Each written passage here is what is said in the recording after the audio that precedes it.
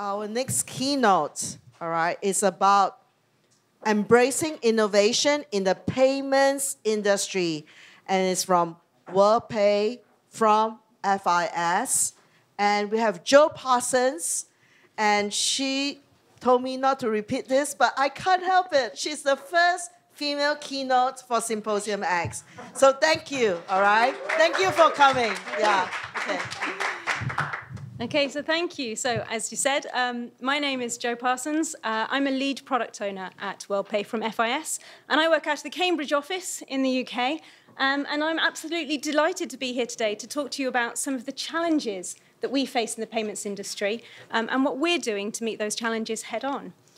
And keeping up with the rate of change in the payments industry is not easy. We've seen a rapid rise in tech-savvy people who expect far more from their digital interactions.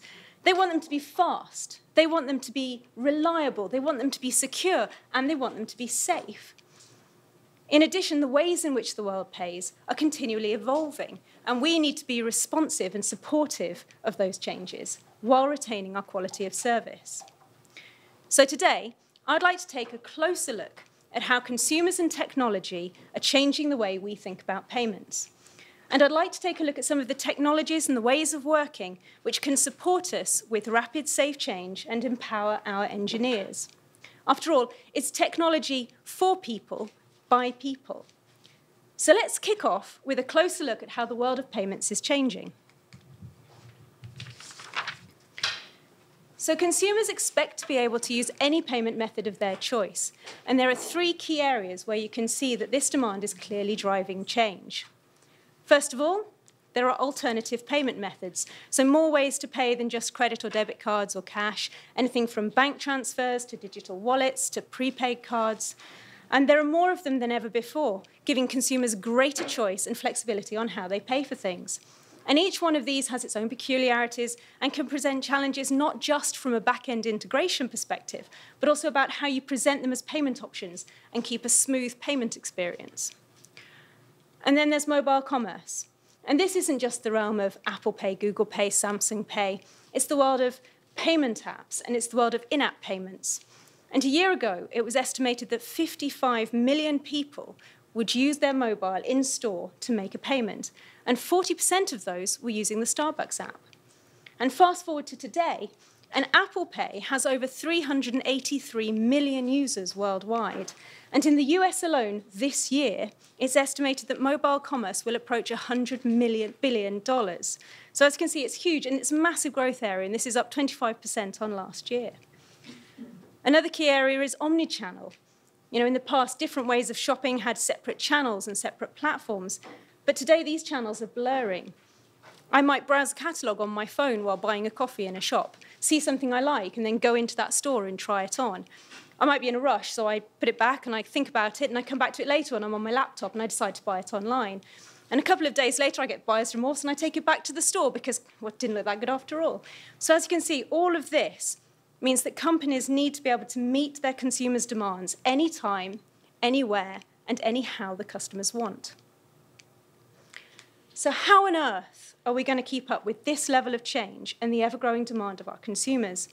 And in payments, certainly, it requires a fusion of technologies, core principles, and most importantly, the right mindset. So let's take a look at some of the key technologies and what it takes to adopt them, starting with microservices. So microservices are on a lot of people's minds because large-scale monoliths can be difficult to update. They often contain a lot of legacy code from a time before your current developers have seen it. They may not be fully covered by automated tests, and they may have had bolt-ons to meet a demand quite quickly. And this slows the development lifecycle and makes it a lot harder to keep up with demand. So enter the world of microservices. And if you're not familiar with microservices, it's basically a modular concept, a modular approach to product engineering, and the main ethos is that you do one thing well in each microservice. Each one of them is created independently and deployed independently, and they are then chained together to meet the process flows required by the consumers. And basically, this allows you to develop products and services in parallel. You've got independent teams working on each of these products with a different code base, different containers, which means they don't impact on each other and there's no crossover with what they're doing. And this type of architecture also lends itself to scaling. Take a high-volume shopping event like Black Friday, where retailers have to cope with a huge increase in demand for a very short period of time. Over $6 billion were taken on Black Friday last year, on that one day. And microservices are a great way to scale demand when you need it, for as long as you need it, and then scale it back down again. And organizations implementing microservices start to see the benefits very quickly, especially around speed to market and resilience. But there are challenges. Consider, first of all, that a microservice should do one thing well. What's one thing? What's one thing when it's too small versus what turns into a mini monolith? Secondly, you need to be aware that your current operational security and infrastructure might need to change. And that can happen when you start to use microservices. You need to put focus on requirements and design principles. You need quality built into your deployment pipelines. You need a strong ownership and accountability from your teams. And you need to give your teams autonomy as well and trust them to build the right service. There's also a risk and inconsistency in standards. So all of this is a balance between autonomy and collaboration. It requires ongoing coordination and monitoring from the leadership team and non-negotiable principles and ways of working. So how do you avoid the minefield and run the gauntlet of success? As I said, microservices and test-driven infrastructure. So microservices are a great way to bring us closer to meeting customer demand, but microservices are often deployed in their own containers and infrastructure. And in the payments world, high availability is absolutely essential to our success. So in e-commerce, downtime costs you more than money. It can cost you opportunity, productivity, brand reputation. And to avoid this, you need stable and predictable infrastructure. And one of our favorite mantras is, if it isn't tested, it's broken. And there are so many types of testing today. You've got unit tests, BDD tests, integration tests, lots of kind of tests, and now you've got test-driven infrastructure. This hasn't always been the case. Obviously, when you've got physical hardware, you needed a system administrator to set it up, add an operating system, and then keep it up to date with service packs. And a lot of infrastructure that's deployed in the cloud today is deployed manually, and configuration is altered manually. But TDI has the same core principles as TDD, which is test-driven development. The only real differences are the tools you use and the environments in which the processes are carried out. And the key thing is, it gives you the confidence that your entire system, not just the application, is ordered and replicable and tested every single time you deploy it. Disasters happen. We know this. And yet, why don't companies do more to prepare for this kind of eventuality? Plan for the worst. If you've got modular components like microservices built on tested infrastructure, recovery becomes as simple as redeploying it, backing up from data, and it becomes a sort of more manageable outage, not a disaster. So in other words, TDI leads to fewer failures and increased service stability. We actually recently had a demonstration from some of our cloud engineers talking directly about TDI, and in their words, not mine, there are no excuses, just do it. The next thing I'd like to talk about is EDA, event-driven architecture. So this is where an event or message is broadcast from one service and picked up by lots of other services to be actioned. An event can be any meaningful change to a system, for example, the placement of a purchase. And EDA can help systems deliver and respond to messages in near real time. And real-time processing is fast becoming the norm. Consumers demand faster experiences and more instantaneous data transactions, and companies must invest in the infrastructure to support this. Until recently, most payment clearing was done overnight in batches. Nowadays, EDA is used to create intelligent and powerful clearing services that allow payments to be processed individually in real time. It can also help improve business agility. It can help with decision-making and accurate and timely data, as well as the ability to spot trends over time and connect data from different sources. The ability to handle real-time changes can allow companies to make the most of real-time analytics in dashboards and reports. And event monitoring. This leads itself to providing alerts on errors or changes in patterns of behavior before humans can spot it. And the fourth topic in terms of technology is hypermedia APIs. These are basically sophisticated REST APIs and work conceptually a bit like SatNav. They basically use resource links or hyperlinks in the response content so that the client can clearly navigate to the next appropriate resource and the next action they want to take. And basically, an API that gives your developers the ability to discover what's next is much more valuable than one that doesn't. So, as an example, take a merchant who wants to tokenize a card before taking a payment. When they send a create token request, you might get a few different responses. You might get a 201 created, thank you very much, here's a token, you can use that, we've got your card details stored. It might be a 200 response, thank you very much, we already know about this card, here's the token that you need, and it's the same resource pointing to the same token. Or it might be a 409 conflict. In other words, we already know about this card, but some of the data's changed. And at which point, you start to get slightly different actions available to you for your next actions. It might be a link to update the card, which you can then see. Think of it as kind of UX for API integration. It makes it easier to integrate with complicated payment systems and provides resilience to change. And this, in turn, has a knock-on effect to your customers because it's fast to integrate. So that was quite a whistle-stop tour there. But hopefully you can see how all of these things can be combined to produce leading platforms designed to meet modern customer demand. And if you aren't on this journey yet, where do you start? Trying something new can be daunting, but remember that you don't necessarily need to start from scratch. Success can be achieved by small, incremental technical steps and adopting the right mindset. To start a successful digital transformation, you need a skilled team who are passionate about what they do. You need to adopt a DevOps approach to your product engineering team. You need to empower your individuals and teams. And you need to get everyone thinking about consumers first. Transformation through DevOps. So, for a lot of companies, development and infrastructure are considered separate departments within IT. But with the DevOps methodology, many companies have started to integrate development and operational infrastructure to improve the code and the deployments, as well as encouraging ownership of the service. And by incorporating application developers, cloud engineers, and QAs into a single team, we can give that team autonomy and responsibility for the products they build, and the way they deploy them, and operate them, and monitor them.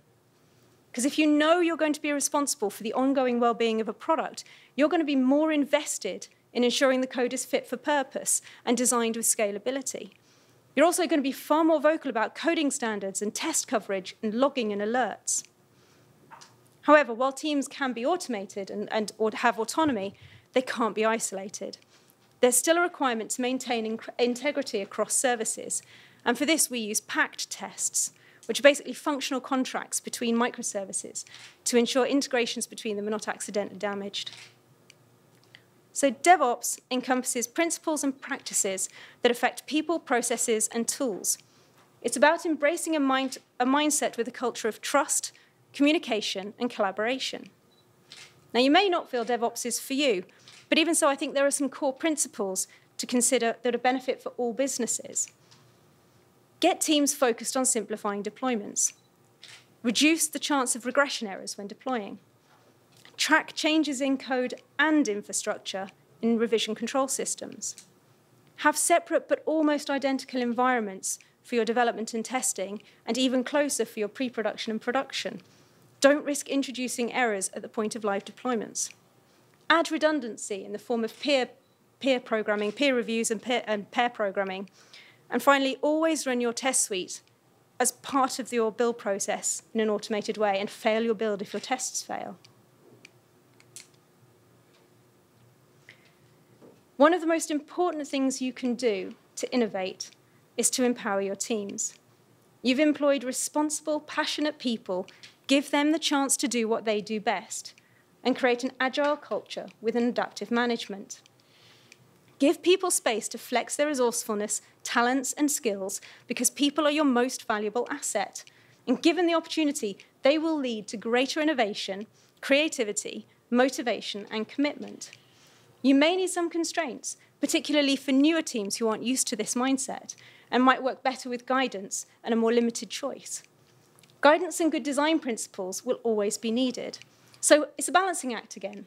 You need great management, you need leadership, you need guidance, you need organization, but you also need to delegate and empower people to do their best. But for a real shift in mindset, you need to communicate it to a wider audience in your business.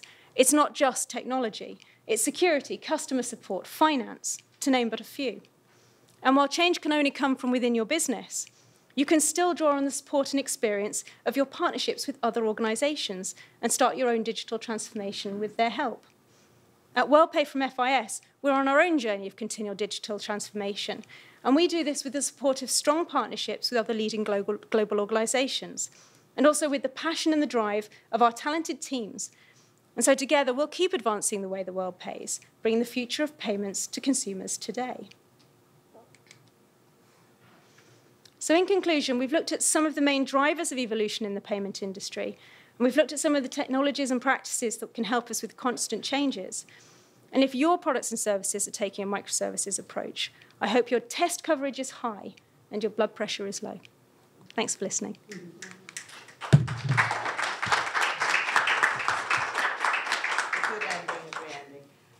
So any questions from the audience?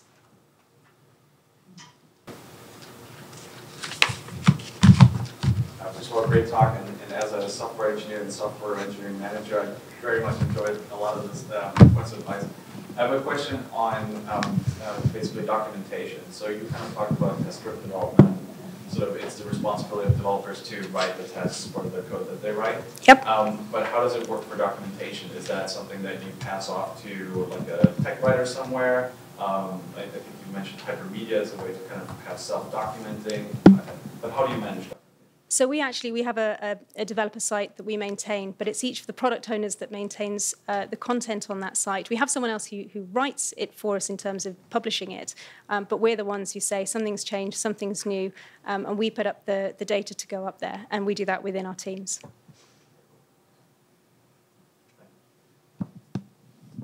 Any question? Yeah, Eric. Let me run.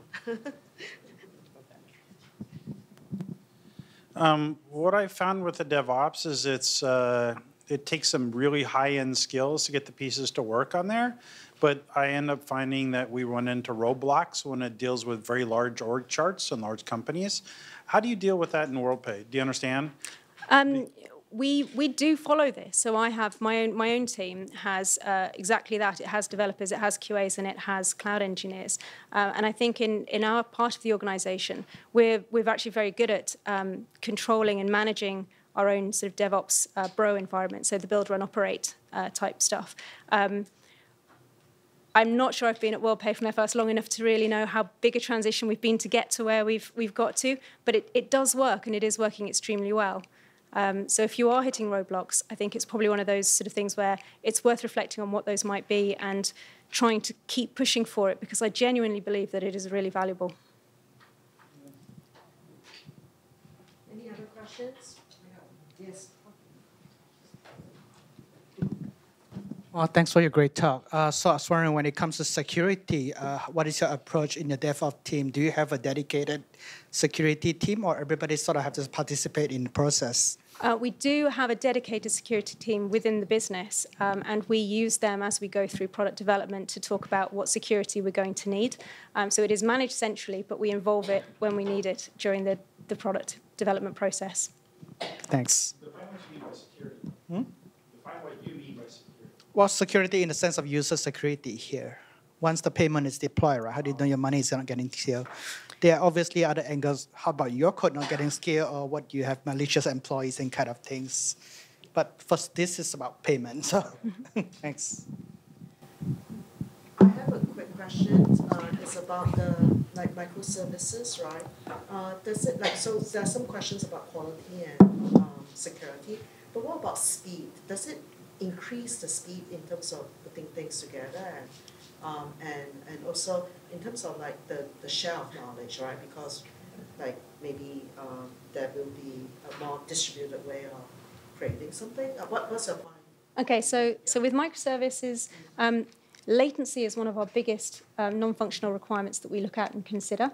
And we have our microservices in the cloud, and it's to do with the way in which you deploy them in the cloud that gives you a smaller latency as possible.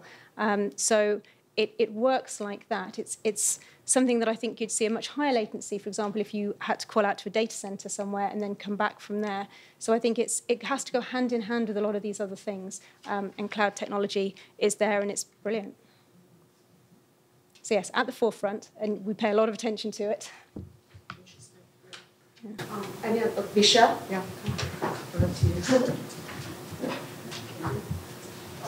Thank you for the talk. Question from, I think, experience in other places doing microservices, or a few quick questions around that. One is, how do you determine what goes into a service? As in, I want to build one service or I want to build 10, what is the size of the service? That's one thing. And then another is, the more services you have in a critical path, the more likely it is that one of them is going to be down, and therefore the critical path is down. So how do you manage that or think about that? Okay, so to go to the first question then with the microservices do one thing well. You're right, it's not necessarily easy, but we start with a product vision and we look at what it is we're trying to accomplish. And we get into a lot of detail with that. And we basically say, what makes a sensible unit? So if it's a tokenization product, for example, you might go, well, it's create, read, update, delete, and that's it. You might say, well, actually, no, now we need to do something a bit more than that. We might need to do lots of different types of tokens. And then when you start to build up on that, you might say, well, is that now a separate service that we need to consider? Because in and of itself, it's quite big and could have other touch points that aren't directly related to this one. So it's very much a product vision type element of it. And it's an area that I wouldn't say we necessarily get right all the time. But, at the end of the day, it's an evolution. And I think you have to judge that as to what works for you and for your products. So I can't really necessarily answer that in quite the right way, but it's a journey and it's a conversation, and not just from the product side, but also from the engineering architects as well. They get heavily involved with it, and they'll sit there and go, that's not doing one thing anymore, that needs to be split. And if you need to split it, you need to split it. What was the other question again? The second question was around the critical path and how many services you have on the critical path. And how do you deal with the fact that the more services you have there, the more likely it is that one of them will be down and then everything is down. That makes the requirement on each service much higher in terms of uptime, et cetera. We do exactly that. So we have 5 nines availability on all of our critical path services. So we have multiple redundancies, multiple fail-safes, multiple sort of deployments of everything. So we do a lot of that kind of thing up front. And then it kind of goes back to what I was saying about test-driven infrastructure. We make sure that it's very, very easy to spin something up very quickly. And we make sure that our backups and everything like that has sort of very easy, quick backups to get hold of. So if something were to go wrong, we can get something back very, very quickly. But yeah, we add an awful lot of redundancy in there deliberately to avoid anything big happening.